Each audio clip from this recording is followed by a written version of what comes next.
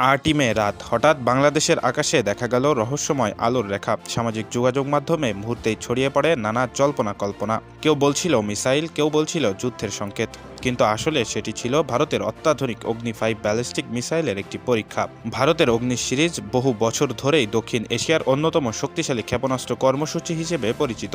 আর সেই সিরিজের সবচেয়ে ভয়ঙ্কর ও আধুনিক সংস্কারগুলোর একটি হচ্ছে অগ্নি-5।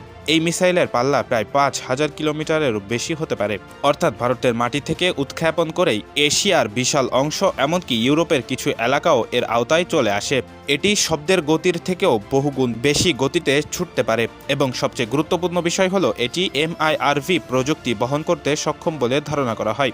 MIRV অর্থাৎ একটি মিসাইল থেকেই একাধিক ওয়ারহেড আলাদা আলাদা লক্ষ্যবস্তুতে আঘাত হানতে পারে। সহজ ভাষায় একটি মিসাইল একসাথে একাধিক শহর বা সামরিক ঘাঁটিতে লক্ষ্যবস্তু বানাতে সক্ষম। শুধু তাই নয়, অগ্নি-5 মূলত এমনভাবে তৈরি করা হয়েছে যাতে এটি শত্রুর রাডার ও ক্ষেপণাস্ত্র প্রতিরক্ষা ব্যবস্থাকে ফাঁকি দিতে পারে।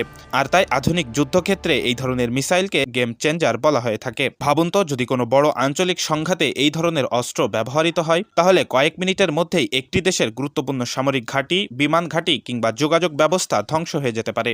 এখন প্রশ্ন হচ্ছে, ভারতের এমন প্রযুক্তিগত সামরিক শক্তির তুলনায় বাংলাদেশ কোথায় দাঁড়িয়ে আছে? বাস্তবতা হলো, বাংলাদেশের সামরিক বাহিনী মূলত প্রতিরক্ষামূলক কৌশলের উপরে গড়ে উঠেছে। আমাদের সেনাবাহিনী, বিমান বাহিনী ও নৌবাহিনী দক্ষ হলেও দীর্ঘ পাল্লার ব্যালিস্টিক মিসাইল প্রযুক্তিতে বাংলাদেশ এখনও অনেক পিছিয়ে।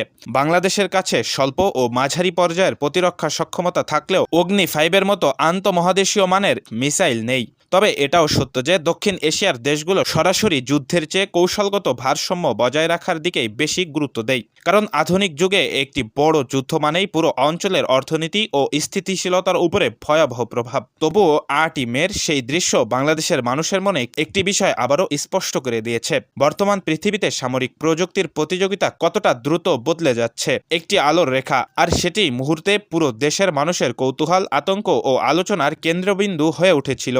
আপনার কি মনে হয়, দক্ষিণ এশিয়ায় এই ধরনের অস্ত্র প্রতিযোগিতা ভবিষ্যতে স্থিতিশীলতা বজায় রাখবে নাকি নতুন ঝুঁকি তৈরি করবে? মতামত জানান কমেন্টে।